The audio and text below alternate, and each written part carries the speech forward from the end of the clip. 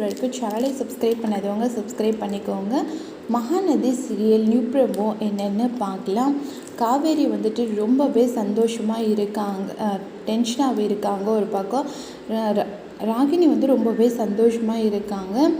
கங்கா வந்து வீட்டுக்கு கிளம்பி போகிறாங்க காவேரி கிட்ட பேசிட்டு. அப்போது ராகினி வந்து ரொம்பவே சந்தோஷமாக போயிட்டு காவேரி கிட்ட சொல்கிறாங்க, விஜய் உனக்கு கால் பண்ணலன்னு தெரியும், அப்படி இருந்தாலும் உங்கள் அக்கா மனசு நோகடிக்கக்கூடாதுன்னுட்டு நீ எவ்வளோ போய் சொன்ன, அது எல்லாமே ஓகே தான். உன் குடும்பத்தில் இருக்கிறவங்க கிட்ட விஜய் எப்படி நடந்துக்கிறாருன்னு நான் போய் சொன்னால் அவங்க எல்லாருமே ரொம்பவே வருத்தப்படுவாங்க. உன்னை நினச்சி அவங்க ரொம்பவே வேதனைப்படுவாங்க. ஆனால் நான் அந்த விஷயத்த போய் சொல்ல மாட்டேன்.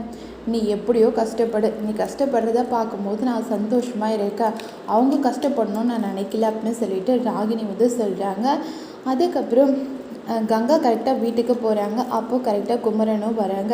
எங்கே போயிருந்தீங்க? நைட்டெல்லாம் இல்லை, நான் விஜய் கிட்ட தான் போயிருந்தேன்.